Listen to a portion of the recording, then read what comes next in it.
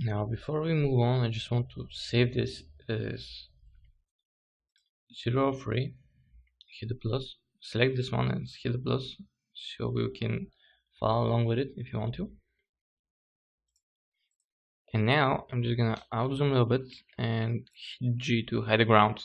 It's G on the keyboard, and if I press 7 I can see my polygon count, 7 on the keyboard. So you can see I have a lot of polygons. That's because of turbo smooth. But you can notice that in some places I don't have turbo smooth. For example, we forgot the one on the hands. So I can open the group, select this piece, copy it, and paste it on the mesh itself. And by doing that, you can notice that it happens on the same side, on the other side. That's the reason why we use instances, because if you're dealing with that a lot of geometry, sometimes you have a lot of problems. But now we're just gonna start optimizing the separate pieces. So, before we actually do that, let's select the leg. And since this piece is similar to the part I want to put on the leg itself, I'm just gonna select it. I'm just gonna drag it out. I'll use it as an instance this time. Go in front view, select the bottom piece of the leg, delete it, and rotate this by 90 degrees and just move it back in position. Probably we can move this piece a little bit up. Actually, we're just gonna select the entire robot in this area and drag it out. And select the bottom piece of the leg, move it out as well. Just a little bit. Now we can center this piece by eye. It doesn't need to be exactly perfect. And I can go in perspective and check how it looks. But we don't want to have exactly the same piece for the leg itself, so we're just gonna modify it a little bit.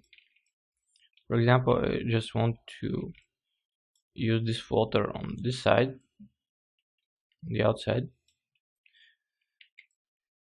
And since you can notice that this is not exactly perfectly grouped, I can go into effect pivot point and center the two objects. So this way my floater will be centered with all the floating geometry itself. So if I place it in the center now of the leg, you can notice that if I start to rotate, it will rotate around the axis and it will not move that much offset or anything. So that's the leg how we want it to be for the moment. Or actually, let's rotate it like this, place it here, and for this bigger part I want to add and move this floater on this side. So we're just gonna, actually, since we made it an instance, which is good, but in our case we want leg to be different than the arm, I'm just gonna make a copy and just gonna create a copy and delete this and move it back.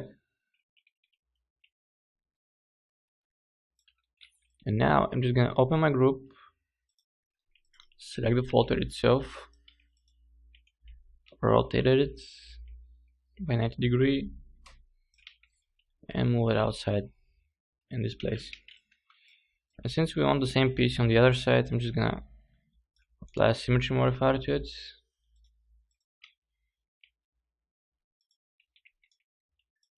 And I'm just gonna go into my I'm going to apply it underneath the turbo smooth.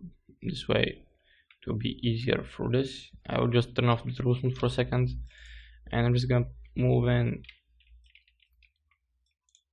the symmetry to a position where the floater gets out on the other side. And if I turn on turbo smooth now, I'll have this piece on the other side as well. So if I move the floater now, it will move the same on the other side. You can see they're a little bit off, and I can quickly pull it a little bit back in. It's okay. So I'm just gonna close the group now, and I'm just gonna delete the other leg because we've made some changes to it. And the advantages of this now is if we select this and use, actually sometimes it's better to group something just for the moment you're mirroring it. This way it's very safe, because sometimes when you mirror objects they tend to explode and go in wrong places. The pivot points are off or something, so just group it for safety reasons. I'm gonna use work pivot points, and I'm just gonna use mirror and make an instance of it. And I'm gonna turn off this again. I will toggle off the use work pivot points, and if we look now, we have the legs down, we have the arms down, we added additional geometry on the back of the head, which is also actually toggled off because we had the same true smooth on the arms. So I'm gonna turn it on in for a second and make sure. I'm just gonna hide the polygon numbers by hitting 7. And right now I just want to look at my character itself and make sure anything's okay. I'm not worried about the scale of the character or anything, I just want to make sure that it's modeled and placed up. It's a personal thing. You can work in every position in the workspace, because right now we're just in the modeling stage, but I just see it more comfortable for me that way. And it's a good habit to have it, to work very organized. So right now we have floaters everywhere. We have those here as well as on the back. We have the same on the other side. We're going to delete one of the sides anyway, but it's good to have anything, place it and so on, so you can see it and make sure anything's fine with the mesh itself and so on. So in our next chapter we're gonna move on and start attaching those pieces into individual pieces, and in the process of modeling the low poly itself we're going to group all the floaters into one meshes, because we're just gonna retopologize the main parts and the floaters are going to be hidden. There are some kind of geometries right now that you see, but later on there is just going to be textures that are going to be applied on the mesh itself. So in order to capture this detail we will have to bake it, but that's later on. So that's it for this chapter.